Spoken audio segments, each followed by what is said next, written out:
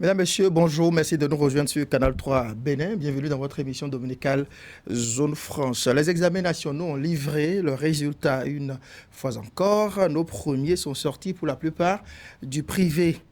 Malgré les réformes, notamment la restriction du droit de grève, les cantines scolaires et autres diligences accomplies par le gouvernement, l'école publique éprouve toujours autant de mal à retrouver ses lettres de noblesse. Le gouvernement vient d'étendre l'éducation à la base, à la classe de terminale. Mieux, il veut professionnaliser l'éducation nationale pour offrir des perspectives meilleures à notre pays dans ce monde de compétition. Ce matin, nous vous proposons les analyses d'un scientifique sur les performances de l'école béninoise, mais également aussi sur les réformes amorcées par le gouvernement et leur pertinence. Il s'agit de Dr Calixte Ouédé. Il est enseignant-chercheur à l'université d'Abomey-Calavi. Il est sociologue, anthropologue. Il est surtout parent d'élèves, et sa fille fait partie des meilleurs élèves au CEP 2020 au Bénin.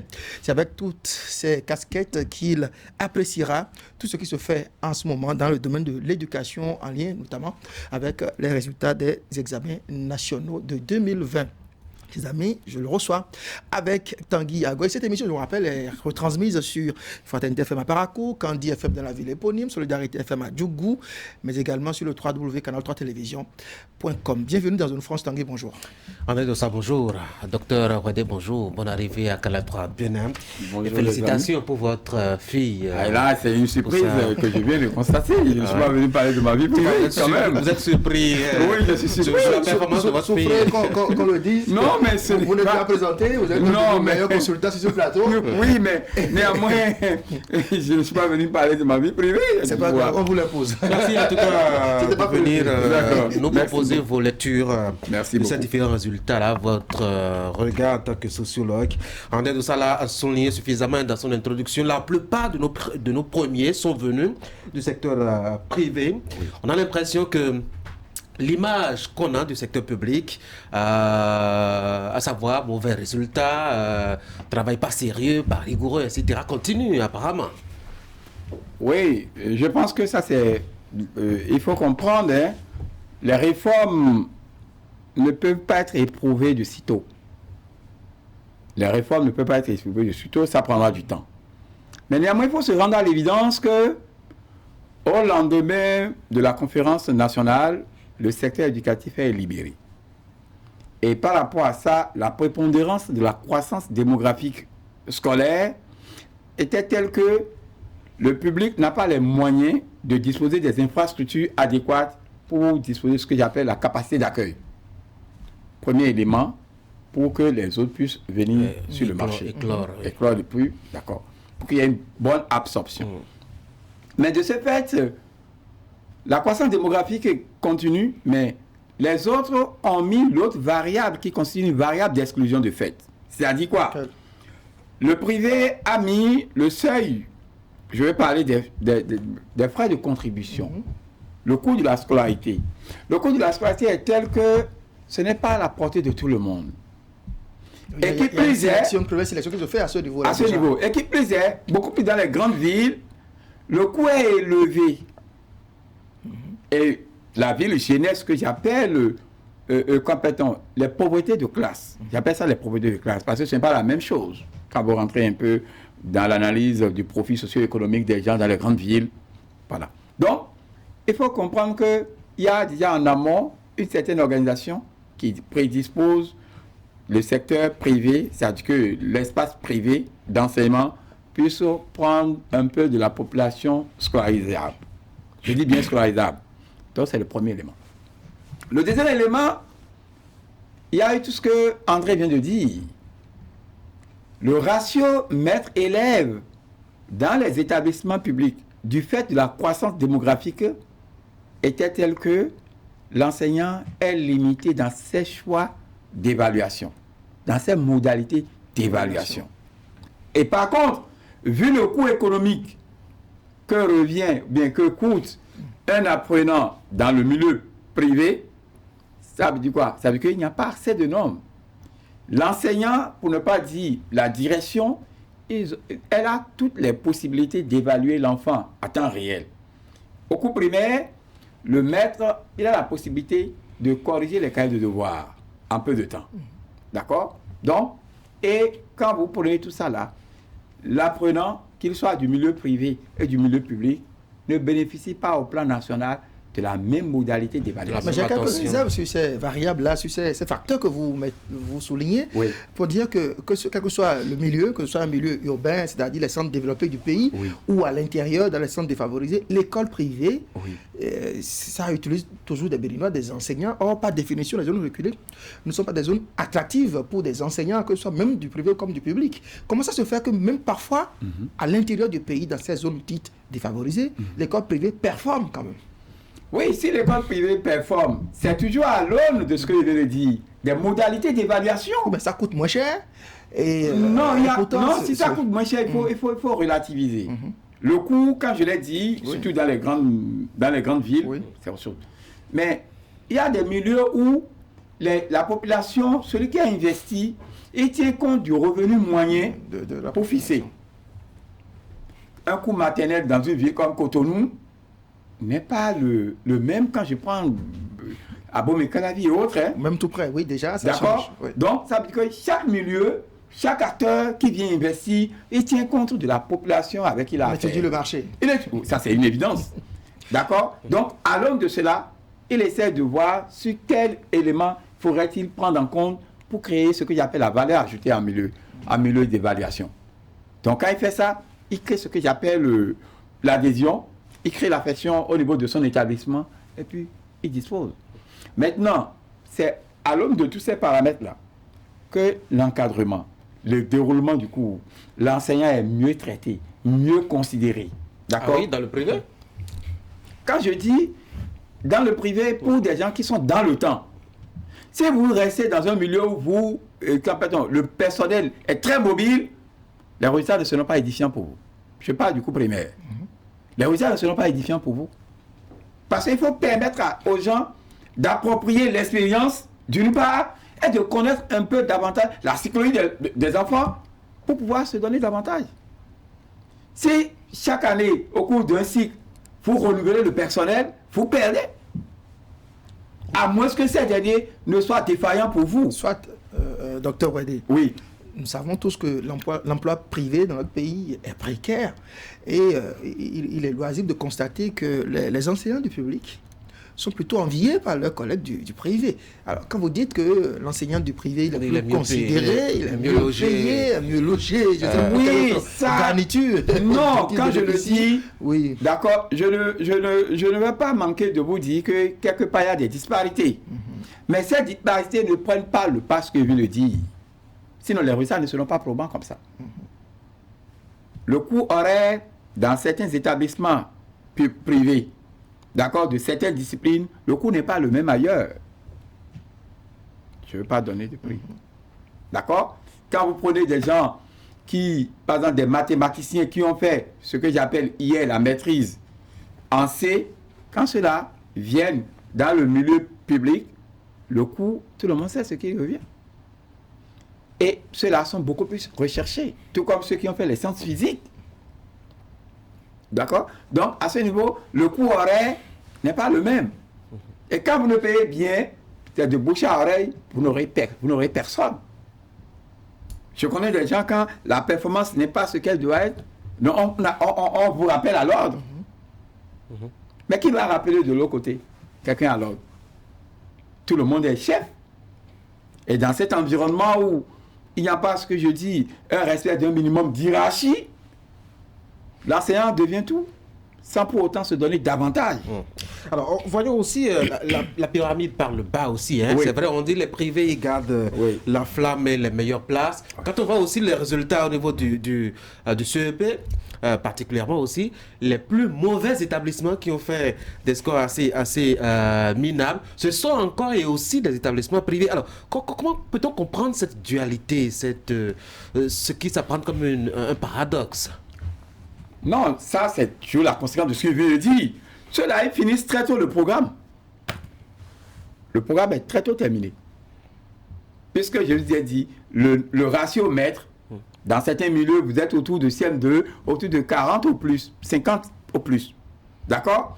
Mais ça, il a toute la facilité. Déjà en avril, Mais au plus tard, ils ont tout fini. terminé. Et ils prennent le temps de ne faire que des exercices. Et ces maîtres, pour les parents qui n'arrivent pas à acheter les livres qu'il faut, vous allez les voir, ils vont photocopier les épreuves. Premier élément. Deuxième élément, il y a des structures privées aujourd'hui pour le CEP qui organisent, selon le calendrier qu'ils ont à leur niveau, ils organisent des examens blancs. Où ces privés, pour la plupart, font participer à ces examens blancs leurs candidats pour qu'ils essayent de jauger davantage leurs apprenants, mettre en condition. Donc, il y a au moins une structure, quand même, pour ce que je sais, à Cotonou et à Calabi, d'accord, qui s'en occupe et qui fait ça régulièrement. Dès que vous finissez, la structure vous donne la clé de notation de vos épreuves et puis ils accompagnent ça avec un support qui va permettre à l'enfant mais vous ne répondez pas à ma question. Je dis, les plus mauvais aussi viennent du privé. Quand on voit un peu les résultats. Oui. Alors comment est-ce qu'on peut comprendre que à la fois les meilleurs proviennent de là-bas et même que les pires aussi viennent de là-bas? Mais ça, c'est une évidence. Pourquoi? Dans la mesure où, dans le même milieu, bien qu'il y ait un taux d'encadrement favorable, il y a peut-être certains qui n'apprennent pas vite. À la photo aux apprenants. Ah oui, la photo aux apprenants, d'une part, la photo parent. J'ai dit quelque part, j'ai accordé une interview. Quand les enfants sont excellents, vous dites que c'est les enseignants. Non, je n'ai pas. C'est les enseignants. Non, mais les enseignants sont mauvais. Ah non. Les enseignants. C'est parce que vous êtes enseignant. Non, pas du tout. Non, c'est peut-être parce que Dr. Wende a peur, il ne veut pas heurter cette Non, on sait que justement dans le milieu des écoles privées, oui. il y en a qui ne sont pas du tout sérieuses. Et qui, quelqu'un, une chambre, enfin, mettons, qui nous Non, ça, je ne dis pas que tout est. Non, c'est pas je ne dis pas que tout est beau en milieu privé. Non, pas du tout. Quand vous voyez certains cadres de ces établissements privés, vous n'avez pas du tout envie d'y aller. Je pense que le ménage a été fait récemment. Ce qui fait, à moins que je me trompe, hein, il y a actuellement, on ne donne plus comme ça les autorisations. D'accord? Il y a un assainissement dans le milieu. C'est bien, eux-mêmes, ils en sont conscients par rapport à ça. Mais ce que j'apprécie à sa juste valeur par rapport à ça, je continue de le dire, le privé, à travers le cours primaire, par endroit, c'est bon. Par endroit, c'est bon, puisque ils ont des gens formés et ceux-là savent que quand j'ai les performances, j'ai une contrepartie. Ah, il faut comprendre ça. Il y a une contrepartie. Je suis allé chercher quelles sont les contreparties de ceux-là qui s'adonnent. On va en parler un peu plus loin dans cet entretien. Oui. J'ai envie aussi qu'on explore un peu, quand on parle du privé. On a examiné tout à l'heure, je dois dire, la provenance de ces excellents-là. On trouvait que ce sont des gens qui proviennent des établissements privés. Les nuls aussi, bon, si le thème n'est pas approprié, viennent de là-bas aussi. Comment est-ce que vous voyez le traitement qu'on fait des enseignants et surtout la contribution des parents d'élèves aussi? Parce que c'est le moins qu'on souligne. La contribution des parents. Parfois, on a l'impression que la palme revient entièrement et intégralement aux enseignants et aux établissements privés qui ont fait des scores assez intéressants. Oui, bon, par endroit, il y a certains parents qui ont démissionné. Il faut avoir le courage de le dire. Et que l'accompagnement manque. On vient de parler des résultats, mais quand vous allez à l'intérieur, il y a quelques disparités. D'accord? Donc, certains parents ont démissionné. Ça, il faut se l'avouer. Puisque vous devez accompagner vos enfants, vous ne devez pas attendre tout de l'école. L'école accompagne, certes, mais le suivi vous revient. Vous devez faire le suivi, d'accord? Et vous devez acheter les documents et mettre l'enfant dans de bonnes conditions, lui permettre d'avoir une certaine autonomie, une certaine confiance en soi. Tant qu'il n'a pas les deux, l'enfant reste dans un postulat d'assimilation sans pour autant disposer de ce que j'appelle une capacité de répression. D'accord? Donc, il y a cet environnement humain des parents qui manque par endroit pour certains. Alors, vous avez dit il faut du temps pour évaluer un peu l'impact des réformes engagées sur la rupture au niveau donc, de l'école pour en sentir les effets. Les effets, voilà. Mais j'ai bien envie qu'on examine un peu cet aspect-là. Les directeurs d'école à 0% de réussite déchargés. Est-ce que vous pensez que ça a eu un effet en tant que tel sur les résultats cette fois-ci? Parce qu'on n'a pas, en tout cas pour les établissements publics, il y a plus de 0% en tant que tel. Oui, je pense que ça a été peut-être un élément d'alerte qui a amené certains très tôt. Il y a d'autres qui ont pris leur classe de CM2 en main. Ou bien ils ont mis un mécanisme de suivi, d'accord, pour disposer au moins de bons résultats pour ne pas être traité de tous les noms. Je pense que quelque part ne devrait-on pas justement féliciter, récompenser ceux qui performent, ceux qui font de très bons résultats? Non, ça surtout dans le public. Non, ça je pense que je me dois de le dire. Quand vous me permettez d'entrer un peu dans les résultats pour vous dire, quand vous prenez aujourd'hui ce que la direction des examens et concours du ministère de l'enseignement primaire fait par rapport complètement à l'état-major. Quand vous prenez, ils ont fait sortir les 100 premiers de chaque département. Et ces 100 premiers de chaque département, quand vous les analysez selon le milieu de provenance, comme je viens de le dire, il est aisé de constater, quand vous prenez Ouémé, Littoral et puis Atlantique, ils n'ont pas laissé de place au public. À Cotonou, pour les filles, sur les 50 premières filles de Cotonou, aucune fille n'est venue du milieu public. Mais par contre, quand vous prenez les garçons à Cotonou, il y a 2 qui viennent du milieu public. Mais vous prenez Atlantique, sur les 50 premières filles, les 49 sont venues du privé. Il y a une seule qui est venue du public. Donc, ceux-là, on doit les saluer, on doit les remercier. Et quand vous allez beaucoup plus à l'intérieur du pays... surtout celui qui a pu quand même, entre griffes, fabriquer cette seule fille pour occuper de l'Atlantique. Donc, quand même, il faut le dire, il en est de même pour Ouémé, où vous avez des localités comme Adjoum qui se retrouvent dedans. Puisque vous voyez, aujourd'hui, quand vous prenez Ouémé, c'est Porte-Nouveau qui bat le record. Il y a Porte-Nouveau et c'est Mokpodi en termes d'infrastructure et en termes de profit de la population. Parce que c'est des gens qui ont au moins un niveau socio-économique relativement élevé qui leur permet de contribuer à l'éducation de leurs enfants. Je voudrais m'intéresser, qu'on s'intéresse à cet aspect. Oui. Lorsqu'on estime que les résultats aussi dépendent de l'appartenance sociale des parents, mais il y a beaucoup d'élèves premiers qui viennent de familles très modestes. J'ai cité le cas de votre fille. Vous n'êtes pas... vous n'êtes pas le Béninois le plus aisé. En tout cas, vous ne faites pas de ceux-là notamment qui ont pu profiter du pays plus ou moins.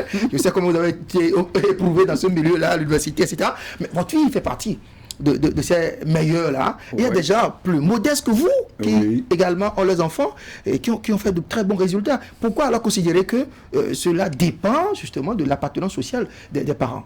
Oui, si je prends par exemple les 50 meilleures filles, une analyse faite selon le milieu de provenance, d'accord?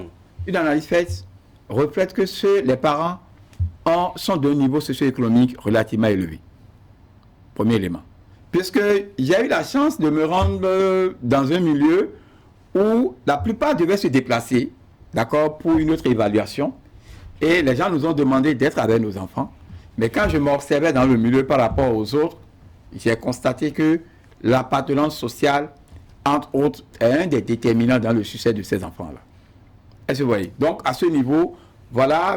Donc, pour être excellent à l'école, il faut avoir de l'argent. Ce n'est pas systématique. Il faut avoir des parents. Non, ce n'est pas systématique dans la mesure où hier, maman, m'a essayé de me donner ce qu'il faut. Avec mon feu grand-papa, Kapovic Gabor. D'accord? C'était hier. C'était hier. Mais aujourd'hui, les services sociaux sont éprouvés de telle manière que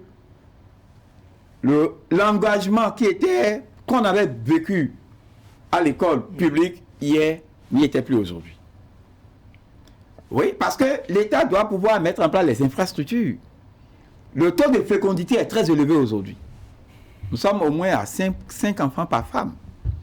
Et la population de 0 à 5 ans, c'est une population qui demande beaucoup de services sociaux en termes de santé et en termes d'éducation. Donc là, si l'État n'arrive pas à mettre les infrastructures, recruter également pour réduire l'écart qui existe entre le taux d'encadrement qui est prévu par rapport au surplus, là, je pense qu'aujourd'hui, le privé prend le dessus. Les moyens doivent être mobilisés. Et quand vous mettez les moyens... C'est un facteur, justement, de clivage. Ah oui, c'est ça. En termes de rang et d'appartenance sociale, ça renforce un peu les disparités. Les disparités, les inégalités sociales. À ce titre, il faut que le service public revienne encore. Et pour revenir, il faut des politiques publiques qui puissent nous permettre d'atténuer l'effet prépondérant de la croissance démographique, d'accord, et d'autre part, qu'on puisse disposer des ressources pour mettre les infrastructures afin qu'on puisse réduire l'écart très existant au niveau des ratios maîtres et élèves. Et du point de vue du genre, quel est le tableau que présentent les performances de ces examens? Ah non, du point de vue du genre, bon, je fais ce que aujourd'hui les gens ont trouvé par rapport à ça. Non, le sexe masculin continue de prendre le dessus. Domine toujours. Le sexe masculin continue de prendre le dessus. Malgré toutes les facilités que l'État met en place, pour permettre aux filles d'aller à l'école, d'être inscrites. Quand vous prenez cette analyse basée sur le genre, je fais référence au document de politique nationale de développement. Quand vous rentrez dedans, on se rend compte qu'il y a même des études, beaucoup plus des études de FNIAP qui ont montré que une bonne partie de la déperdition scolaire relève du sexe féminin. Et entre autres mobiles, il y a les grossesses. Il y a une étude sur ça récemment. D'accord. Et quand vous prenez les microbes qui nous montrent que aujourd'hui, quand nous prenons une cohorte de 100 au primaire, nous avons 60 qui viennent au niveau de secondaire. Et bien, dans le niveau de secondaire, les filles sont préparées de la 6e en 4e. Mais au niveau du 3e, le taux chute. Pour laisser la place aux garçons. Non, mais il y a entre autres la grossesse. Et c'est le moment que j'avais quand même entendu dire, il faut que très tôt, on lie la croissance, la puberté de l'enfant à son devenir. Et quand on va faire ce croisement, il saura que le sexe doit être retardé. Je ne dis pas que refuser, mais ça doit être retardé. C'est entre autres mesures qu'il faut y avoir, d'accord, pour permettre à ce qu'on dispose davantage, non seulement la présence massive des filles, mais leur maintien et leur succès. Parce qu'il y a la question du maintien et du succès dont tout le monde n'en parle pas. L'écart différencié entre les deux n'est pas beaucoup plus manifeste au niveau du cours primaire. Mais dès que vous venez de la 6e en 3e, ah non. Voilà. On va parler un peu de la situation géographique aussi, par rapport à l'excellence. On trouve que les milieux urbains produisent beaucoup d'enfants intelligents. Même si les résultats de cette année peuvent démentir cette assertion, parce qu'on a eu quand même des premiers à 2 examens nationaux différents, mais qui viennent du mono. Ah oui. Alors, comment est-ce que... quelle est la lecture que vous faites? Non, ça, je n'ai pas l'information sur d'où proviennent ces enfants. Selon le milieu de provenance de son établissement, il y a aussi de ces établissements qui disposent de ce que j'appelle l'internat. Le milieu urbain, vu tout ce qui est ici comme déterminant pouvant fragiliser l'engagement de l'enfant pour bien produire de bons résultats, certains parents décident de les amener hors de tout ce qui est élément d'incitation à la paresse. Je dis, les villes, entre autres, ainsi, n'avaient pas de la rigueur à un niveau donné. Tout ce qui est d'ambiance vient fragiliser votre effort, votre investissement. Donc, certains parents, j'en connais beaucoup, qui essaient de les mettre hors de ces grandes villes. D'accord. Donc, le milieu de provenance, quand vous prenez ce milieu, parce que c'est collège catholique, il y a toujours des mesures, ils ont peut-être de l'internat, pas peut-être, il y a de l'internat. D'accord, dans ces milieux où beaucoup ont jugé bon de les envoyer. Donc, voilà un élément qui participe à ça. L'autre élément, aujourd'hui, comme je l'ai dit, il y a trop d'éléments de distraction dans les grandes villes. Et pourtant, les meilleurs viennent de là. Les meilleurs viennent de là parce que quand vous voyez ces meilleurs qui viennent de là, il y a l'origine sociale pour certains qui ont la présence d'esprit de procéder à un bon encadrement de leurs enfants. On connaît des gens dont la situation sociale est meilleure, mais qui n'ont pas été brillants comme cela devait être. Puisque l'engagement qui devait être le leur n'y est pas. Et le papier, c'est de l'engagement. C'est ça, beaucoup n'oublient. Le papier, c'est de l'engagement. J'ai dit dans mon introduction, j'ai rappelé que vous êtes un de ces heureux parents d'élèves. Oui, c'était pas prévu. Et on a fait exprès de ne pas vous prévenir. Pour ne pas courir le risque de ne pas vous avoir sur notre plateau. Alors, quand on a un enfant qui fait partie des meilleurs au CEP, c'est qu'on a dû forcément, à la date d'aujourd'hui, participer aux tractations pour la sélection des enfants pour les différentes écoles de référence de l'armée, à savoir le lycée militaire des jeunes filles de Natitengou et puis le prolétariat militaire de Bembereke. J'espère que vous allez nous en dire, nous dire un peu comment ça se passe, les coulisses de cette sélection, parce que ça a suscité aussi beaucoup de polémiques, notamment parce que justement, le premier au CEP a échoué. Alors, qu'est-ce que vous avez dû faire? Qui avez-vous dû appeler? Combien avez-vous dû dépenser pour pousser votre fille pour qu'elle puisse avoir accès à ces écoles-là? Non, je pense que pour ceux qui ont eu le temps pas de me connaître, mais de me côtoyer, j'ai une série de valeurs. Ça m'a coûté ce que ça m'a coûté, mais je continue d'avoir de l'espoir pour que cela perdure autour de moi. À ce titre, c'est pour vous dire quoi? Ces espaces dont vous parlez, l'évaluation a été faite. Mais les gens, très tôt, ont attiré notre attention quand on était là. Que personne ne prenne son portable pour appeler tel, pour demander tel. Que ce soit DEC ou bien la Grande Muette. L'armée. Très tôt à l'ADA, le discours a été tenu. C'est même pas la peine. Non, ce n'est même pas la peine de chercher à contacter personne. Si votre enfant a les performances, il sera retenu. Très tôt, on nous a dit ça là-bas. Bon, je dis, ADN qui pourra. D'accord? Donc, j'en étais là, fortuitement, j'étais quelque part en train de chercher des données pour quelque chose quand j'ai été appelé, pour dire que, bon, ma fille se retrouve parmi les personnes retenues. Je dis, bon. Comment analyser le système d'évaluation, non pas d'évaluation, de sélection de ces meilleurs-là? Non, D'abord, il faut dire les matières. Il y a 3 matières qui constituent, le système d'évaluation. Lequel? Il y a mathématiques, il y a expression écrite, il y a lecture. Ce sont les 3 là qui sont retenus. Donc, c'est au thème de ça, vous devez remplir un certain nombre de critères. En tout cas, vous devez avoir un certain nombre de points avant d'être éligible. Donc, quand ils finissent, ils essayent, puisque c'est un milieu qui doit avoir une représentation nationale selon l'approche géographique. Dès qu'ils finissent, ils essaient de répartir sur cette base les enfants. Donc, sur cette base, déjà, le milieu géographique constitue le premier élément de sélection. Et dans ce milieu, le deuxième élément de sélection, c'est votre performance. Ce sont les 2 croisés qui vous permettent d'être éligibles. Et là, ils ont la règle là, qui est là, ça fait 3 par département. Donc, les 3 premiers par cesse. Mais comment identifier ces 3-là, sans commettre des erreurs, quand on sait qu'aujourd'hui il y a un brassage, non, il y a le brassage, non. Cotonou tout en étant originaire du plateau. Oui, non, ça c'est une évidence, ça c'est une évidence. Alors, comment ça se fait? Ils ont, entre autres là, parmi les informations à renseigner, cette dimension géographique. D'accord? Que chacun essaye de renseigner sur le support. Ça c'est ça c'est le tout premier support que vous renseignez. Et vous renseignez ça avec l'enfant. Quand vous renseignez avec l'enfant, vous sortez. On nous a chassés de l'établissement. Nous tous les parents, sommes tous sortis. Et les militaires, vous le savez bien. Nous sommes tous sortis. Et c'est au thème de l'évaluation autour de 13 heures qu'on nous a dit de venir chercher nos enfants. Pourquoi le critère d'appartenance géographique a été un déterminant à votre avis? C'est quoi l'objectif poursuivi? Si on veut des excellents, on veut des excellents. Si ça vient de Cotonou, on les prend tranquillement, non? C'est pas mieux? Non, ça, je prends ça comme un élément. Je t'ai dit ici, l'une des raisons, entre autres, c'est d'avoir la représentativité.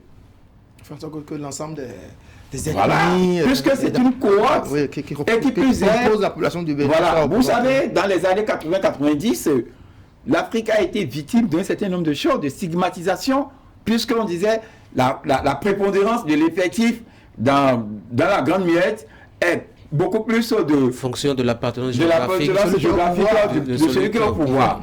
Donc, ce sont des approches qui participent à réduire, d'accord, cette inégalité. Oui, je préfère parler de cette inégalité, d'accord, en termes d'effectifs. Du coup, ça défavorise certains, hein? Oui, ça favorise certains dans la mesure où, quand je prends maintenant un peu les résultats, je vous ai dit, quand vous prenez Ouémé, Littoral, Atlantique, des 216 confondus, les 216 confondus parmi les 100 premiers là, les 300 de ces 3 départements là ont atteint le seuil de réussite 9 sur 9. En revanche, vous prenez Zouk, Colline, Alibori, tout le monde n'a pas atteint le seuil de réussite de 9 sur 9. Non, il y a des gens qui ils ont su limiter tout autour de 8 sur 9. 8 sur 9. Est-ce que vous voyez? Et dans ces zones, quand je viens de citer Zouk, Colline, Alibori, la prépondérance de 8 sur 9 prend le pas sur les 9 sur 9. Donc, il y a un élément de différenciation. Mais à ce niveau de sélection, eux-mêmes, ils ont dit, ce n'est pas un examen. Du coup, celui qui a 9 sur 9, oui. Dans l'Atlantique, ou bien dans l'Ouémé, ou bien dans le littoral, quand il peut jouer tranquillement, justement quand... Voilà, absolument. C'est ça. Mais comme le premier critère au niveau de la DEC, c'est de retenir les 50 premiers. Donc, il faut tout faire pour retenir les 50 premiers par département et par cesse.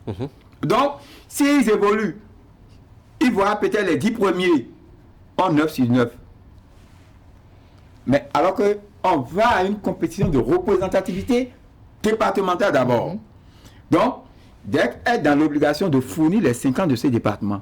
Est-ce qu'on peut dire que ça fait partie de l'une des raisons, on n'est pas dans le secret des dieux, non, pas du tout. L'une des raisons pour lesquelles justement le premier au CEP a échoué à ce test de sélection? Peut-être a-t-il appartenu à un département où la compétition a été vraiment rude à cette dernière étape? Bon, je ne peux pas dire. L'élément prépondérant ici, c'est sa performance d'abord. Parce que tel que ça a constitué beaucoup de tollé au niveau de la presse et des réseaux sociaux et autres. Si c'était du faux que les gens ont fait, je pense que pour la crédibilité du gouvernement, les gens seront sanctionnés. Mais bon, je crois qu'il y a eu des instructions qui ont été données. Oui, sans doute. On attend encore de voir un peu ce que ça donne. On va parler un peu du BPC. Je ne sais pas si vous aviez épuisé un peu la question de André, totalement liée justement à l'organisation de ce test. Pour la suite, même quand vous venez, ils n'ont pas fini. Quand vous venez de l'autre côté pour ce qui concerne les visites médicales, ils sont stricts. On vous avertit. Ne venez pas nous perturber pour dire vous voulez payer ceci. Que le gouvernement a pris toutes les dispositions requises pour s'acquitter des frais des visites médicales. Donc, sur ce point, sur ces 2 variables, l'armée a joué sa partition pour ne pas être... Aussi. Oui, l'État a joué sa partition à travers l'armée. D'accord. Un collège public qui vient en tête pour le BPC, alors qu'on a dit que les excellents, c'est pour les privés. Oui. Alors, c'est quoi? C'est l'or rare ou bien c'est l'oasis dans le désert? Qu'est-ce qui s'est passé? Quelle est l'explication que vous avez à ce sujet? Par rapport à quoi? Un premier qui vient d'un établissement public, parlant justement de l'examen du BPC. Non, mais... Bon, et ça je pense que ce n'est pas un hasard. Si déjà un parent, sachant, non, ça il faut mettre aussi dans le compte de l'absence des grèves aussi, si un parent conscient que le coût que j'ai, je le laisse aller où il a déjà tous les maîtres, maintenant je viens le renforcer à la maison. Mais il a dit qu'il n'a pas de répétiteur à la maison, en plus. Mais s'il n'a pas de répétiteur à la maison, je pense que allez demander sa documentation. Ah oui, allez demander sa documentation. Il doit avoir la documentation. Si vous n'avez pas de répétiteur, il doit avoir la documentation. Comme il peut être aussi un surdoué. Oui, ça c'est une évidence. Mais il doit avoir une documentation qui va lui permettre chaque fois de travailler. Parce qu'aujourd'hui, excusez-moi du peu, ce mot de répétition, tout le monde, aucun parent ne veut plus se gêner pour travailler avec son enfant, pour discuter avec lui, susciter en lui l'orgueil de travailler, et lui vous démontrer que tu ne connais rien, va te reprendre, va te chercher. C'est à force de le flageller de cette manière-là, il se dit, mais attention, il faut que je me donne confiance. Quand vous restez là, et chaque fois, c'est répétition, en tout cas, répétiteur, non, moi, je n'en prends pas, je n'ai pas pris pour ma fille. Vous allez la voir, elle se réveille tôt, mais tout ce qui est là, c'est qu'il y a un minimum que moi je fais, j'ai toute la documentation, je fais ce que je dois faire, et elle-même doit faire ce qu'il faut faire. Si vous doit tenir compte de votre grille de lecture pour apprécier les résultats, et notamment le critère concernant les régions du pays, le fait que les centres urbains soient beaucoup plus favorisés, beaucoup plus d'infrastructures, les meilleurs enseignants possibles. Le Mono n'est pas la région du pays la plus pourvue en matière d'enseignants, de qualité d'infrastructure. Mais comment expliquer que ce département soit premier pour 2 différents examens? En tout cas, ait eu le premier à 2 examens différents. Oui, le premier du bac vient du Mono. Le BPC aussi. Quand je prends pour le bac, c'est un collège catholique. Est-ce que vous voyez? Donc, il y a un travail qui a été fait en amont. Je me rappelle, j'étais à une rencontre il y a de cela 2 ou 3 ans, d'accord, l'ex-directeur départemental de la santé, j'étais à une activité sur des questions de grossesse et autres là, d'accord, quand lui-même s'est investi. Donc, il y a un travail en amont qui se fait, puisque je me rappelle en 2010, 2011, j'étais beaucoup présent dans le COUFO pour plusieurs raisons. Donc, je passais de collège en collège et pour susciter, en tout cas, l'orgueil de tout le monde, je disais à certains maires de s'investir. Donc, il y a un travail de sensibilisation qui a été fait et qui a contribué à ça. Et deuxièmement aussi, je pense que, entre autres, sans pour autant dire qu'il a fait beaucoup plus, mais il a contribué, le directeur départemental, parce que à des rencontres, je l'écoute et tout ça. Donc, les gens ont fait un travail en amont, ce qui a permis à ce département de se faire illustrer. Et je pense que ce n'est pas la fin. Hein. Il reste encore, il faut que le Mono puisse drainer. Parce que quand vous allez dedans, vous faites une répartition des communes qui sont représentées dans ce succès. Toutes les communes ne sont pas à la même enseigne. Oui. Et là, ce n'est pas bon. Nous risquons de continuer à produire des inégalités intra-régionales. Ce qui n'est pas bon. Vous avez parlé d'établissement confessionnel. Je voudrais que ce soit pour nous une transition, en même temps pour aborder le bac, parce que justement, à ce niveau, on observe une certaine prépondérance de cet établissement-là. Oui. Explication? Non, l'explication reste et demeure. Au début, on a parlé du contexte, les mots d'évaluation. Quand je prends un collège catholique, il y a la phase des interrogations, il y a la phase des devoirs, il y a la phase de composition. Vous voyez, au cours du même trimestre, l'enfant est soumis à ça. Donc, l'année académique qui compte 9 mois, lui donne ces 3 là, par trimestre, fois 3. Il a de quoi épuiser les SA. Et quand les gens finissent, il y a une rencontre périodique des parents d'élèves. Oui. Dès que votre enfant n'atteint pas le seuil très tôt, vous êtes interpellé. C'est comme si vous êtes à la barre. Et il y a l'image du parent. Bon, quand vous venez, on vous fait de la morale. Mais c'est de la morale qu'on fait. Oui. Mais vous êtes père, vous avez votre devoir, vous êtes maman, vous avez votre devoir, on fait de la morale. Vous ne pouvez pas insulter quiconque là. Mais par contre, si de l'autre côté, dans le public, il vous appelle, vous le trouvez comme, excusez-moi, un vaurien, pour l'insulter, et encore moins devant votre enfant.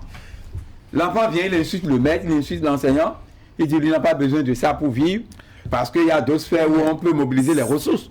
Le monde intellectuel n'est pas que de la ressource. Ces reproches sont faites également à l'enseignement privé, parce que le parent estimant avoir mis son argent, il ne laisse pas... non, c'est les parents, excusez-moi, c'est les parents qui ont démissionné pour savoir quelle est la fonction sociale d'un parent dans l'éducation de son enfant. On n'éduque pas un enfant pour qu'il soit pour toi à 100% la canne de ta vieillesse. Mais on l'éduque à ce qu'il contribue à l'épanouissement de la famille. Ah oui, le progrès familial, c'est un progrès dans le temps, et il n'est dans le temps à l'aune de ce que chaque génération apporte. Est-ce qu'on ne devrait pas mettre un peu de bémol au niveau de ces performances-là des établissements privés, si vous voulez même confessionnels, quand on voit un peu le mode de recrutement des apprenants chez eux?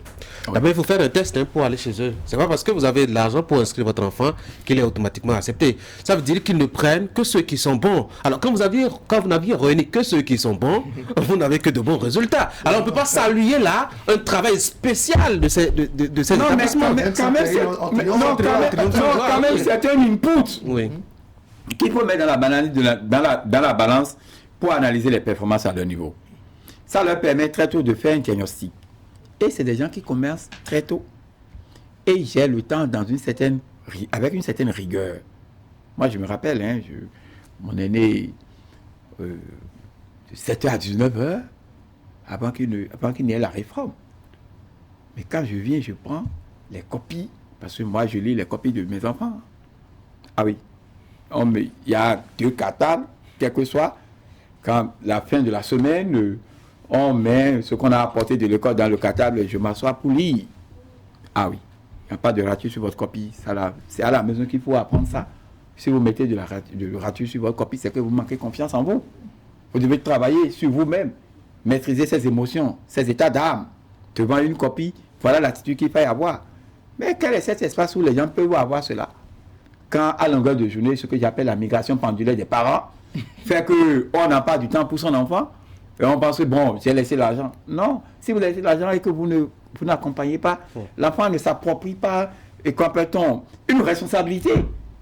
Vous voyez déjà, l'enfant est meilleur en classe de la 6e en 3e, mais il vient en seconde, comme il n'y a pas un examen à faire, les maîtres, les enseignants aussi relâchent, alors que là, il y a des matières, il y a des choses qu'il va retrouver en terminale. Donc, il ne prend pas le truc au sérieux. Mais par contre, celui qui est en C, en première, mais vous savez, ça fait leur coefficient, les 2 matières, ça fait 5, 6, ça fait 11. Mais il est conscient de l'enjeu. Vous parlez de la série C, justement, ça me plaît bien. Oui. Cette année, ils ont imposé une dictature sur les résultats. Sur les 10 premiers, par exemple, au bac, il y a pratiquement 7 qui sont venus de la série C. C'est tellement une bonne chose pour un État qui manque, en tout cas, d'hommes de science dans le monde des sciences exactes. Mais est-ce que pour le futur, il y a des implications particulières au plan social? Oui, il y a des implications particulières au plan social, à condition que, vous voyez, ces enfants ne doivent pas se trouver dans certaines disciplines. Est-ce qu'aujourd'hui, nous avons des espaces que j'appelle des espaces d'incubateurs pour que ces enfants puissent donner le meilleur d'eux-mêmes? C'est là le problème. C'est quoi un espace d'incubateur? Bon, regardez par exemple, quand vous prenez ceux-là, ils doivent être, si c'est de l'ingénieur, ceux-là c'est de l'ingénierie, dans une certaine chose, il faut disposer de ces filières-là adéquates pour que les matières sur lesquelles il doit travailler ne soient pas des matières qui se trouvent des matières inutiles. Donc, en tenue compte de son profil, de son âge, et voir de ce qu'on entend de lui dans 5 ans, dans 10 ans, et lui donner ces matières-là spécifiques. Maintenant que de le prendre et le mouler dans des matières qui ne vont pas lui servir à rien. À ce niveau, j'en trouve encore qui se trouvent dans les sciences sociales. Non. Ceux-là, c'est des milieux où on a besoin des compétences en ingénierie et en informatique. C'est quoi, on ne peut pas avoir fait la C, il fait la sociologie non, comme pas vous? du tout. Pourquoi? Pas du tout, on non. peut faire la démographie, non? Non, la démographie, c'est bien. J'en ai besoin. Intelligent. J'ai besoin d'un démographe, j'ai besoin d'un statisticien. Voilà, par exemple. D'accord? Oui. J'ai besoin d'un ingénieur. Il peut avoir fait la C et vous rejoindre. Non, ce n'est pas bon. Ce n'est pas bon parce que ce qu'il a déjà appris, il faut qu'on continue de le mettre dedans. Ce qui va lui permettre d'approprier l'environnement de sa discipline. C'est ça qu'il faut tenir compte de ça. C'est pas de sortir de quelque chose et d'aller chercher à découvrir à nouveau. Ça fait une perte de temps. Quelle est la... Oui, j'y vais. Ok. Quelle est la place de la motivation politique, je vais le dire comme ça, dans la production de l'excellence scolaire? J'en parle surtout avec le cas du premier au bac. Qui avait promis justement qu'elle était premier au BPC, qui avait promis au président Patrice Talon de lui ramener justement cette première place-là, de premier au bac. Et il l'a fait. Vous pensez que cela a joué un rôle aujourd'hui dans ce qu'il est devenu? Mais ça, c'est, entre autres, ça a participé. Comment? Parce que vous vous êtes donné un engagement. Le papier, j'ai eu l'habitude de dire, le papier, c'est de l'engagement. Oui, l'engagement, ça peut se prendre avec n'importe qui. Non, la casquette politique. La casquette, la casquette. Avoir influencé nos enfants ou les apprenants à l'école. Bien sûr que oui.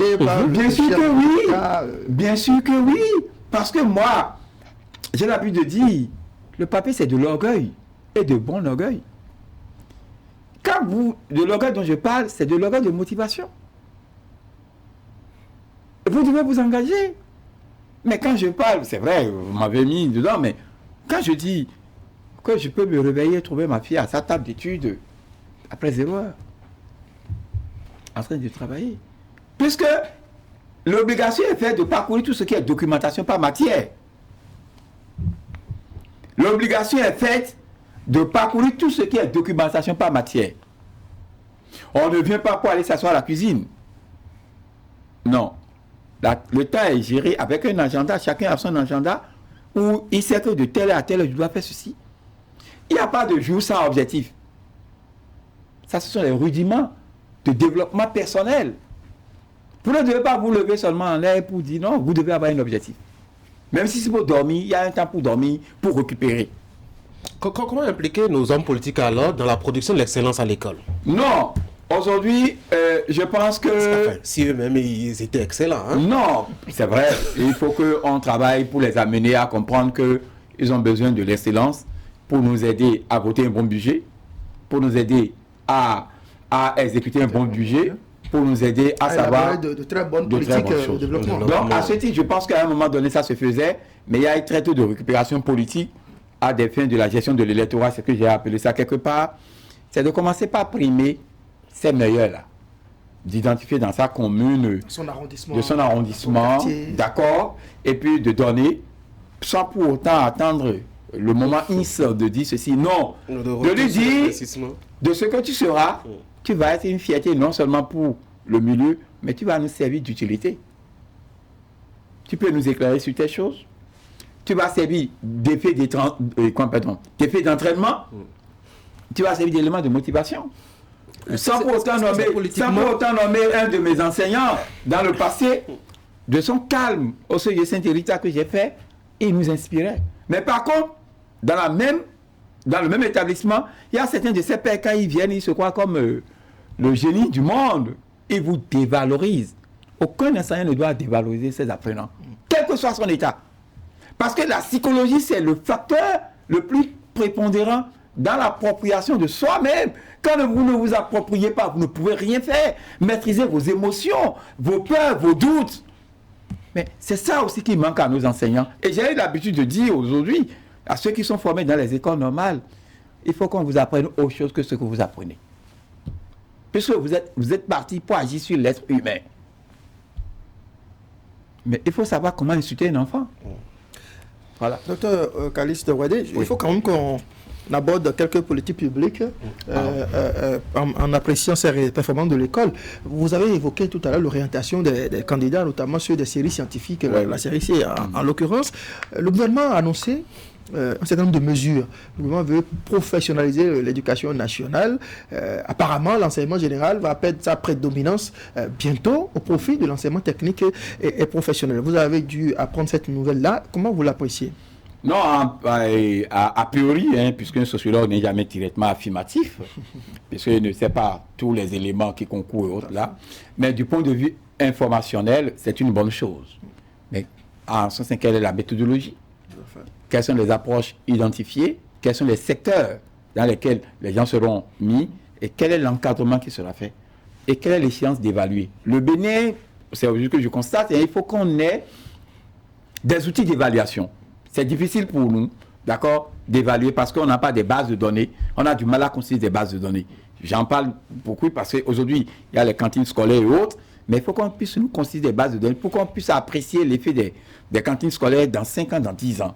D'accord? Donc, je pense que cette réorientation de l'effectif que nous avons dans le monde éducatif, dans le secteur technique, c'est une bonne chose. Dans la mesure où aujourd'hui, il y a beaucoup plus des besoins. Avec la croissance démographique, il y a des besoins qui nécessitent un certain nombre de services. Et ces services, il faut avoir la compétence. Et vous voyez, d'ici 15 ans, 20 ans, nous n'aurons plus les mécaniciens que nous avons là. Oui, puisque, regardez, je ne vous apprends rien, vous suivez bien les médias autant que moi. Les voitures aujourd'hui, les gens parlent de l'écologie, il faut de voitures électriques, il faut ceci, il faut ceci. Donc ça veut dire quoi? Ça veut dire que les moteurs vont changer. Cela doit apprendre. Ça change déjà. Oui, bon, cela doit apprendre. Et il faut aller à l'époque pour apprendre ça, cela. Mais si déjà en amont, on n'a pas travaillé pour bien orienter, ça ne va pas nous plaire. Et ça va permettre, ça va contribuer aussi à améliorer l'état de notre économie. Parce que le personnel qui travaille contribue aussi à la nature de l'économie et à sa performance. Est-ce que la mise en œuvre du PAG a contribué d'une manière ou d'une autre à l'excellence qu'on a notée là, au niveau des résultats? Je pense que oui. Quand je prends le PAG aujourd'hui, je prends quelques volets. C'est vrai, il y a l'élément conjoncturel qui est Covid, qui a joué, il a su gérer, il a su faire les choses. Mais quand vous rentrez dedans, il y a la constitution de base de données pour ce qui concerne le corps enseignant. C'est vrai qu'il y a, je ne maîtrise pas tout, mais de ce que je vois, on a envie d'assainir le milieu, d'évaluer les apprenants. Puisque ça fait partie des diagnostics qui sont faits, lesquels diagnostics, les gens peuvent lire ça dans le programme national de développement 2012-2025. Donc, à ce titre, c'est un élément qui a contribué à la stabilité du corps enseignant. D'accord? C'est vrai, je dis, tout cela, il faut l'évaluer à l'aune du temps. Ça, c'est un élément. Le second élément, c'est aussi, très tôt, à un moment donné, il faudrait mettre de l'électricité dans presque tous les établissements publics.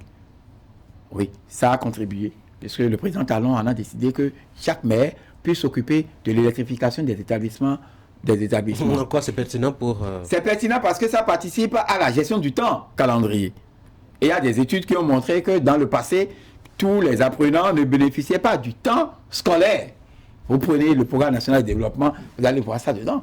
C'est une réalité. Je me rappelle d'un premier au bac qui confiait à Mathurin Kofi Nago, ancien président de l'Assemblée nationale, dont il était justement un des proches parents, puisque l'élève venait de sa localité, qui confiait justement à la personnalité qu'il étudiait à la lumière des lampadaires. Ah, bien sûr que oui, j'en suis un produit. J'en suis un produit à Saint-Hérita. Je quittais, au moment où mon soeur était là, moi je quittais la maison pour venir et rester devant lampadaire de l'église catholique Saint-Hérita. Donc l'électrification aujourd'hui est telle que je vous l'ai dit. Le président a demandé à ce que chaque maire, d'abord avant ça, il a essayé de contribuer à réduire les factures non payées dans ces établissements. Donc tout ça là, les gens ont pu gérer le temps scolaire et puis les différentes matières, les gens ont évolué. Mais je tiens à dire, la constitution de ces bases de données, il faut qu'on gère ça beaucoup plus avec intelligence pour ne pas créer encore des remous. Ça, c'est très important. L'électricité a permis, c'est vrai, aux enseignants de finir les programmes à temps réel. Donc, la chance des enfants de bénéficier de l'entièreté des programmes d'enseignement. Je vous ai attendu sur notre terrain. Je m'attendais à ce que vous citiez, par exemple, la restriction du droit de grève qui a permis aux enseignants d'être vraiment dans les écoles plutôt que l'électricité. Non, ça, je l'ai évoqué. Et comme je vous dis, il y a une étude de 2014-2015. Quand vous prenez ça, les gens ont apprécié l'impact des grèves. D'accord, sur les résultats. Vous prenez ça, c'est une étude réalisée par GIZ. Mais vous êtes sociologue. Les syndicalistes aussi ont dit que la présence en classe n'est pas... non, vous m'excusez. Non, sur ce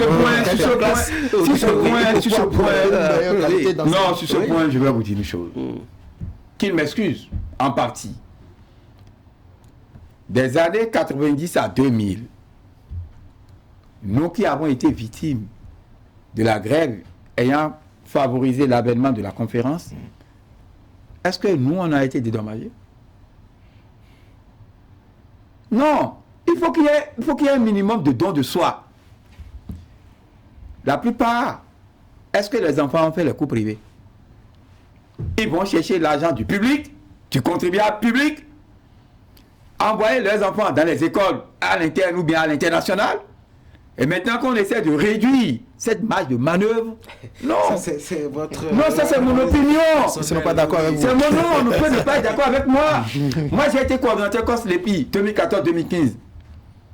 Dans la 5e circonscription électorale du Bénin, les établissements scolaires étaient à un moment donné des centres de vote où je devais former le personnel. Mais les gens viennent lundi et quelque part là, tu vas entendre « Rentrez chez vous !» Moi, je suis écœuré. Je suis écœuré si déjà aujourd'hui, on peut chercher des études. On peut considérer des études dans les zones frontalières.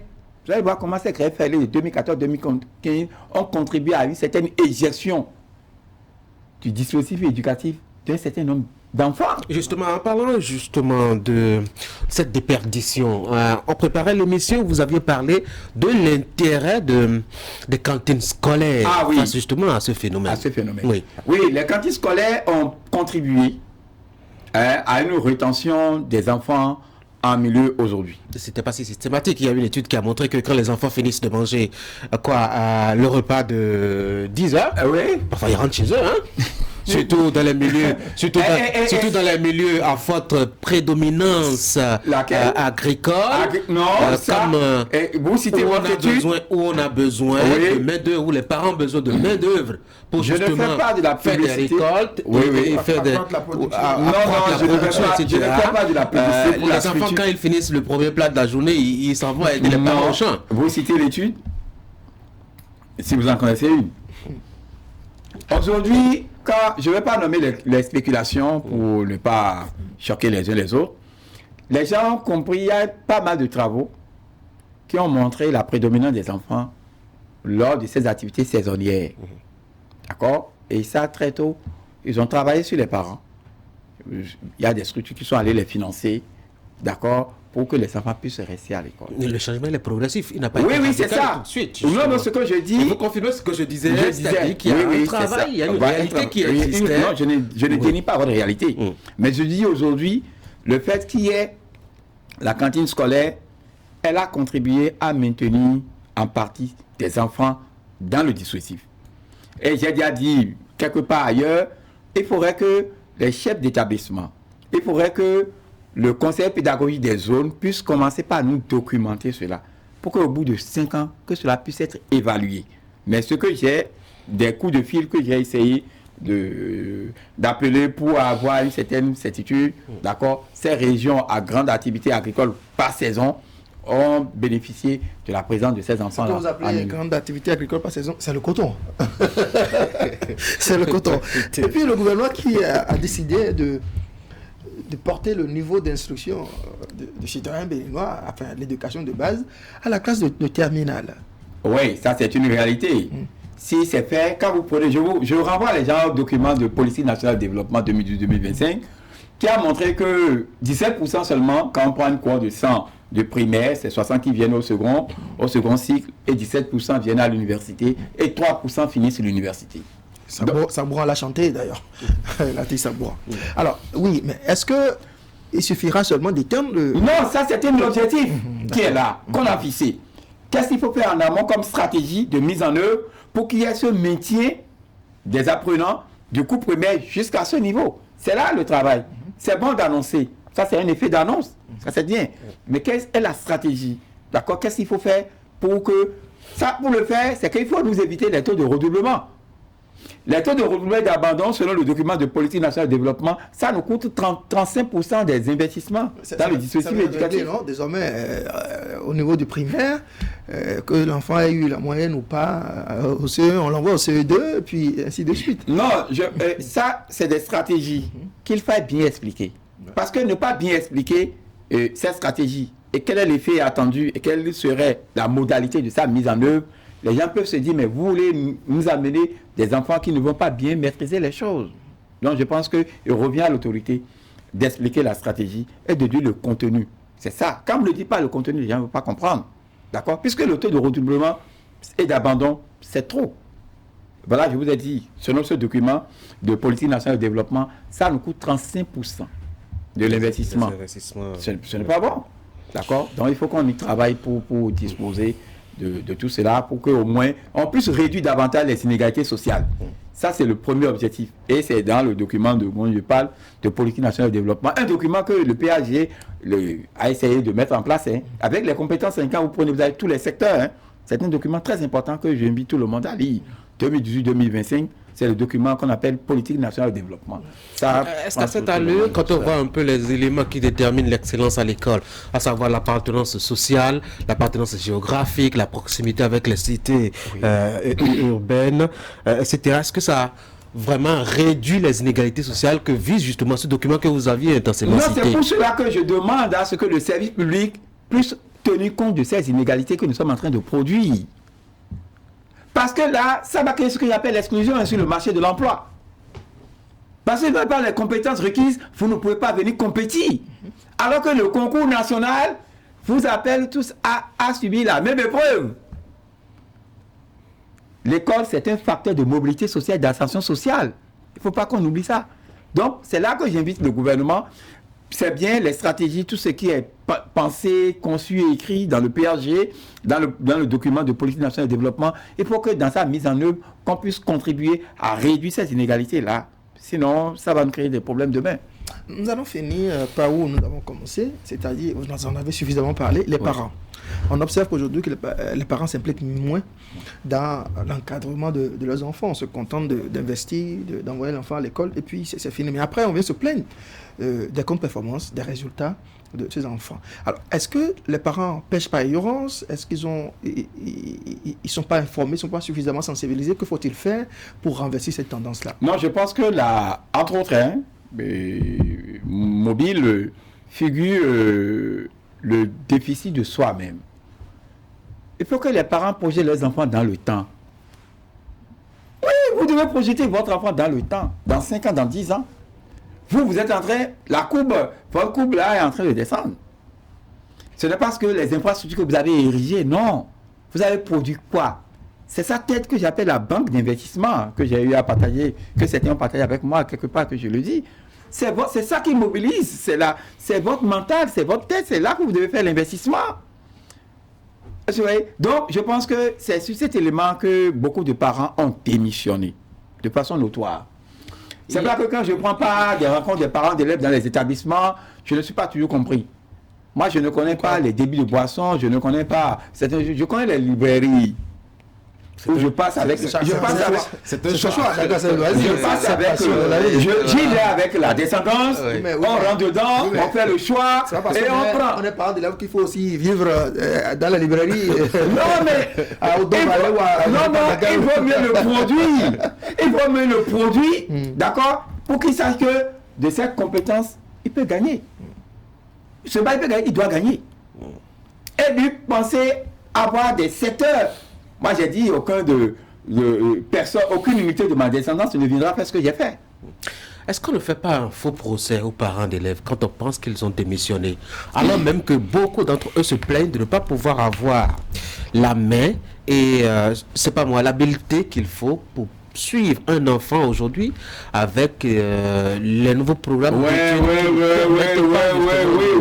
Non. Voilà. Ça, c'est ce que je dis, c'est un alibi. Non, je vous le dis. Comment ça c'est moi, j'ai fait l'ancien programme. D'accord? Mais ça ne m'empêche pas de demander, de prendre et de lire et de voir ce qui est dedans. Ça, là, je le dis. Parce que vous avez un niveau intellectuel qui vous permet d'accéder à des réalités pas faciles à lire et pas faciles. Non, il y a des choses que vous devez lire. Oui. Ça, quand même, vous avez un minimum de niveau qui vous permet d'appréhender ce qui est là. Peut-être que dans l'application, vous n'êtes pas compétent.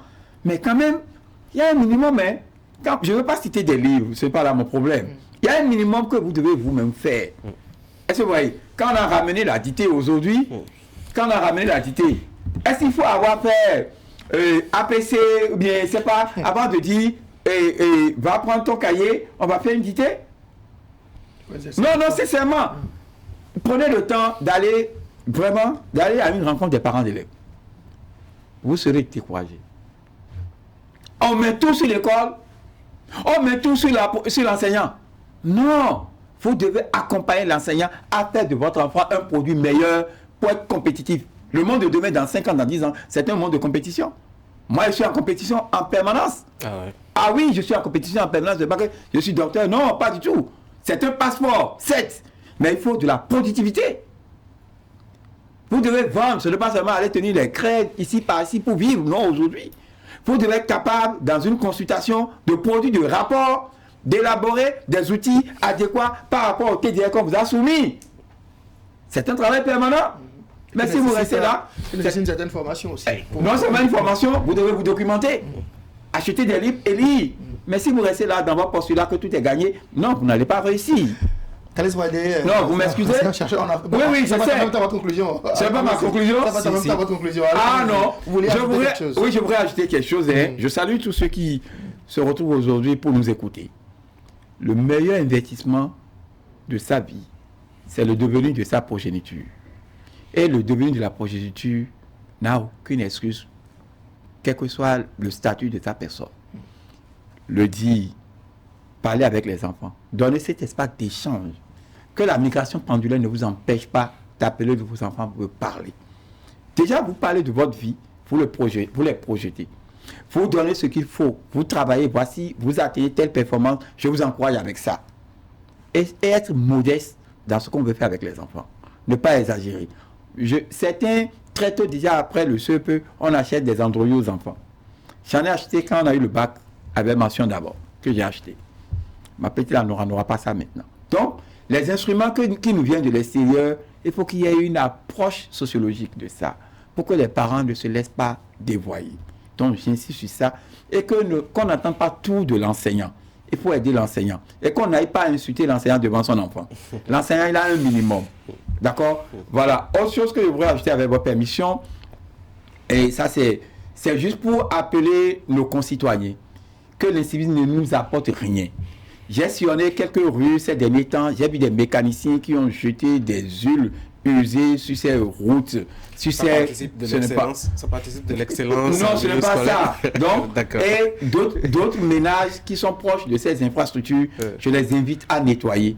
Et que la société qu'on a créée pour le Grand Okoui puisse déployer sur le terrain des superviseurs pour identifier celles-là. Et les maires, je les invite à approprier cela pour que les infrastructures soient entretenues. Je vous remercie. C'est vrai qu'on voit le ministre des cadres de vie supplier carrément sur les réseaux sociaux les citoyens par rapport à l'occupation anarchique qui s'observe déjà dans ces nouvelles voies asphaltées. J'espère que votre message a été reçu. Merci, Kalis Ouadé, docteur. Vous êtes ancien chercheur, hein, vous êtes sociologue, anthropologue. Vous avez partagé avec nous votre regard de sociologue sur la performance des examens nationaux au titre donc de 2020 et la politique publique en matière d'éducation pour améliorer davantage la performance de notre école. Merci d'être passé sur cette émission. Merci Tanguy Agoïd de m'avoir accompagné, chers amis téléspectateurs. Merci de nous avoir suivis. Passez d'agréables moments devant Canal 3 Bénin. Au revoir.